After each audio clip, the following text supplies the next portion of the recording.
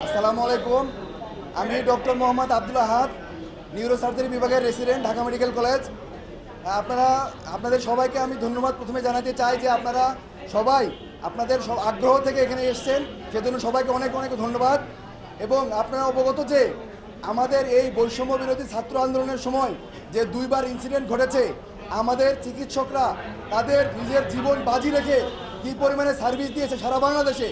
Dhaka medical কলেজে আমরা দেখেছি ডক্টররা চিকিৎসা সেবার পাশাপাশি তারা নিজের পকেট থেকে টাকা দিয়ে ওষুধ কিনেছে, তাদেরকে খাবার দিয়েছে এবং তারা 24 ঘন্টা 36 ঘন্টা 72 ঘন্টা পর্যন্ত চিকিৎসা সেবা দিয়েছে। তাই আমি এই কথাটা স্পষ্ট বলতে চাই যে আমরা যারা ডক্টররা, we are Bangladesh, we are doctor, we serve the humanity. আমরা বৈষম্য বিরোধী ছাত্র আন্দোলনের পার্ট এবং আমরা আপনাদেরকে সেবা দিয়ে থাকি। তবে আমরা জানি গতকালকে কিছু ঘটনা ঘটেছে।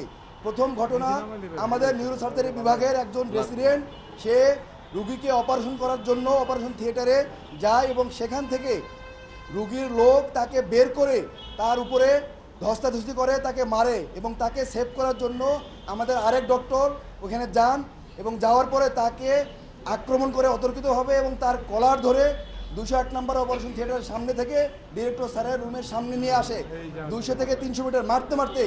এবং এখানে নিয়ে এসে তারা ক্ষান্ত হয় নাই। ডিরেক্টর স্যারের রুমের সামনে যে পিএ আছে সেই চেয়ারে তিনি বসেছিলেন এবং এই পিএর চেয়ারেও তার উপরে আক্রমণ করা হয়। আমরা দফায় দফায় বৈঠক করেছিলাম এবং বৈঠক শেষে আমাদের দুইটা সিদ্ধান্ত হয়েছে। 1 নম্বর সিদ্ধান্ত, অনতিবিলম্বে 24 ঘন্টার মধ্যে যারা আক্রমণ করেছে আমাদের চিকিৎসকদের উপরে তাদেরকে গ্রেপ্তার করতে হবে। এবং 2 নম্বর দাবি ছিল যে আমাদের সিকিউরিটি নিশ্চিত করতে হবে। আমরা যারা ইমার্জেন্সি সার্ভিস দেই, আপনারা দেখেছেন যে যারা ইমার্জেন্সি কমপ্লেক্সে থাকেন কত রুগীর লোড থাকে এবং ইমার্জেন্সি সার্ভিস দেওয়ার জন্য আমাদেরকে যথেষ্ট পরিমাণ আর্মি, পুলিশ এবং অন্যান্য ফোর্স এখানে থাকবে এবং সশরীরে উপস্থিত থাকবে উইথ আর্ম। কিন্তু আমাদের প্রশাসন সেটা করতে ব্যর্থ হয়েছেন। আমাদেরকে আশ্বস্ত করার পরেও আমরা দেখেছি আরও কালকে রাতে 2টা বিচ্ছিন্ন ঘটনা ঘটে। আরেকটা ঘটনা হচ্ছে, একটা রুগীকে তারা বাইরে আক্রমণ করেছিল এক গ্রুপ। ওই গ্রুপ সেবা নেওয়ার জন্য ঢাকা মেডিকেল কলেজে এসেছিল ইমার্জেন্সি রুমে এবং তার যে অপোনেন্ট গ্রুপ ছিল সে ঢাকা মেডিকেল কলেজের ইমার্জেন্সি কমপ্লেক্সের ভিতরে ঢুকে চাপাতি দিয়ে কূপে তার হত্যা নিশ্চিত করে এখান থেকে চলে গিয়েছে। তাহলে আমরা দেখতে চাই যে এখানে রুগীও সেফ না। আপনারা কোথায় সেবা নিতে আসছেন? এখানে রুগীও সেফ না। আরেকটি কথা বলতে চাই, পরে আরেকটা ঘটনা ঘটেছে। আরেকটা ওসেকে, আমরা জানেন যে ইমার্জেন্সি রুমে ওসেকে একটা ক্রিটিক্যাল রুগী এসেছিল ক্রনিক কিডনি ডিজিজের। সেই রুগী মারা যায়।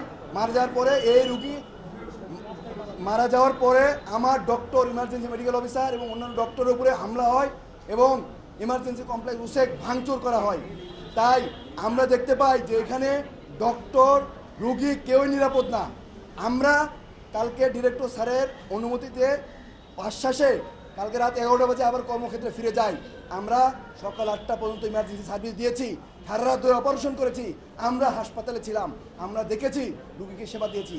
স্যারের কথায় আশ্বস্ত হয়ে যেহেতু আমরা কাজ করেছি, কিন্তু আমরা কোনো সিকিউরিটি ফোর্স এখানে ভিতরে দেখি নাই। সিকিউরিটি ফোর্স তারা বাইরে ছিল, কিন্তু ইমার্জেন্সি কমপ্লেক্সের সামনে সশরীরে উইথ উইপন্স থাকার কথা ছিল, আমরা সেটা দেখি নাই। তাই আমরা বাধ্য হয়ে নিজের সিকিউরিটির জন্য আমরা আজকে থেকে কর্মবিরতিতে যাচ্ছি। আমরা 2টা থেকে প্রোগ্রাম রেখেছি বাগান গেটে।